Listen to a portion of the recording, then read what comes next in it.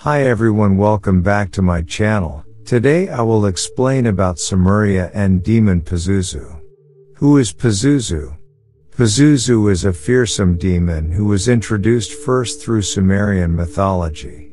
While Pazuzu is considered to be a fearsome demon, he also seen as a protector against certain evils. The origins of Pazuzu as a demon have become muddled over time. In Babylonian mythology, where Pazuzu was originally created, Pazuzu may have always existed as a demon. In their culture, a demon was an evil entity, though that didn't mean all of their acts would be evil in nature. Because of this, it was possible for Pazuzu to exist as a protector spirit as well. Pazuzu transforms. When Christians were introduced to the Sumerian myths, they created an alternative storyline. Because their religion only had one benevolent God, it was necessary to display all demon spirits as purely evil entities whose sole purpose was to corrupt those who served God. It was then that Pazuzu became known as Lucifer's right-hand man. It was said that the two conspired together to overthrow God but were unsuccessful and were thrown out of heaven as punishment. It was through this interpretation that Pazuzu became known to be a fallen angel who had transformed into a demon. Although modern-day perspectives of Pazuzu may be limited through the Christian interpretation of this Sumerian demon, Pazuzu was actually seen as a very powerful and respectable demon of his time. He was the son of Hanbi, a god of evil who ruled over all evil spirits. He was also brother to Humbaba, a demon spirit who was known to guard the cedar forest where the gods lived. Pazuzu according to legend. Pazuzu himself was also known to have an impressive history and list of abilities. He was a primordial being called an Aberith and was said to predate the existence of the abyss itself. He was known to rule over the first layer of the abyss, which was called Pazunia in his honor. There are even stories that suggest Pazuzu may have been responsible for creation of the abyss through manipulation of the god Tharizdun. Pazuzu's powers were known to be numerous and powerful. He was said to have control over the west and southwest winds, which were thought to come from the land of the dead. As controller of these winds, he also had the power to bring pestilence and famine over any land that he wished. He was also known to breathe swarms of locusts and could create poisonous clouds of acidic waste with his breath at will. He was also known to have low light vision as well as blind sight, the ability to perceive surroundings without visual sight. He spoke many languages and was also thought to have some form of telepathic abilities. Pazuzu is also known to have a magical greatsword that granted him impressive agility and speed. It is also important to note that Pazuzu was a member of the Anunnaki, gods who came from the sky and settled on Earth. He was known to be part of the Sabeta, followers of the war god Nergal, who used their powers to spread destructive forces like famine and disease after an area had been brutalized by the forces of war. Pazuzu's practices. Pazuzu was fond of corrupting beings that he considered to be innocent and pure. He would prey on any mortal that turned to him for help, but almost always made the victim regret their appeals for his aid. Pazuzu was said to be fond of offering help that appeared benevolent, but secretly required the victim to ask for more help from the demon lord. He would then cause them to become more and more in debt to his services until he had corrupted them entirely. His favorite prizes were those who were seen to be the purest of the pure, and he would eagerly seek out victims to corrupt and sentence to an afterlife of eternal agony in the abyss. Pazuzu was known to corrupt many by appearing to mortals in disguise as Imdugud, Pazrul, and Typhon.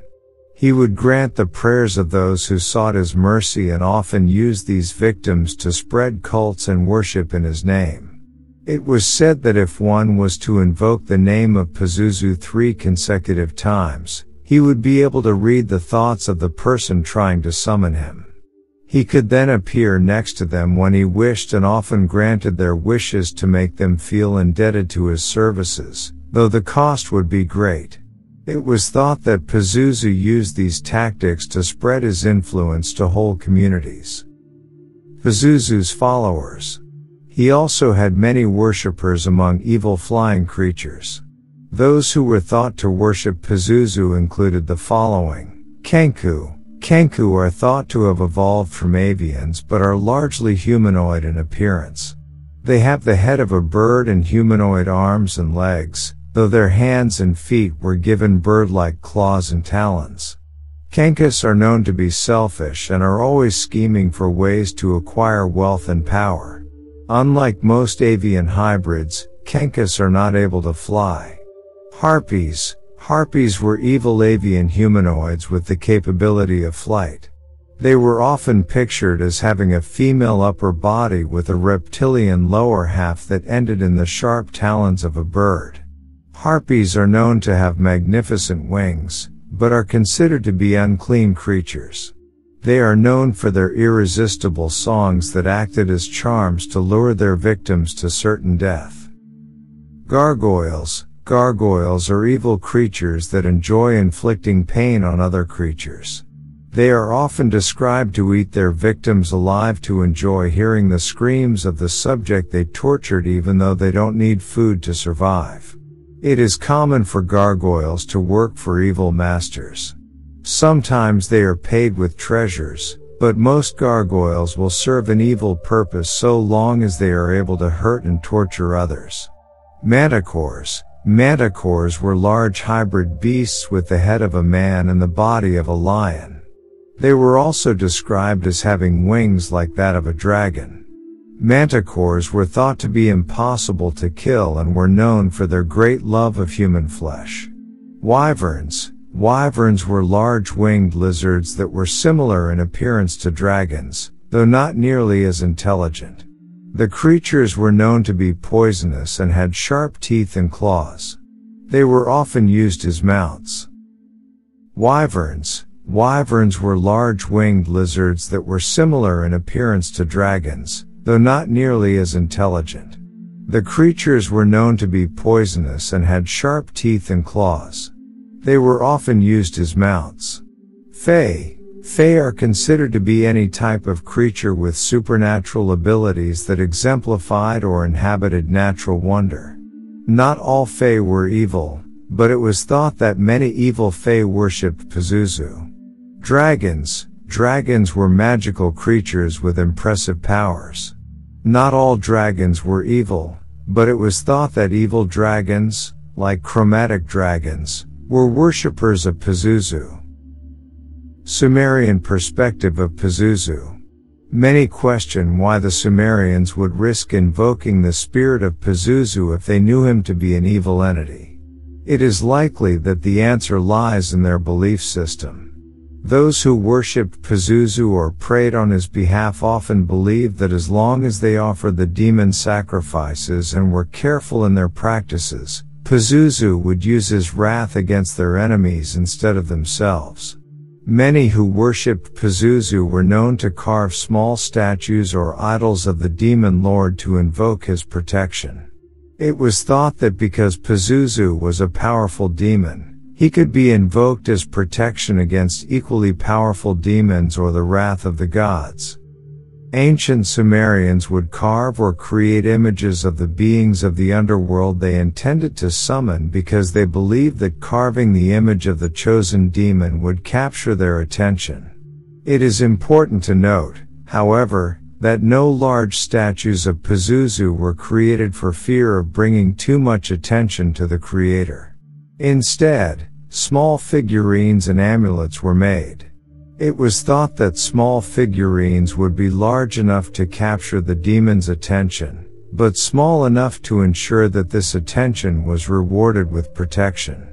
In this way, the mortal who invoked Pazuzu would have been seen as honoring the demon, causing Pazuzu to turn his fury to those who threatened those loyal to him.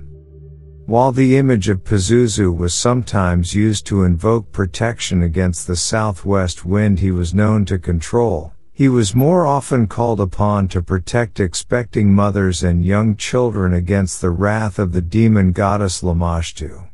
This goddess was known to have wrath towards expectant mothers, unborn infants, and young children. She is thought to devour the flesh of children and sometimes cause the death of pregnant women.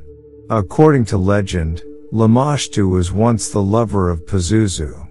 This ended when Lamashtu betrayed Pazuzu.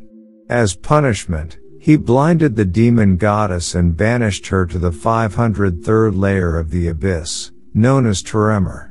It is thought that Pazuzu was willing to protect pregnant women and young children against Lamashtu because of his anger over her betrayal of his trust.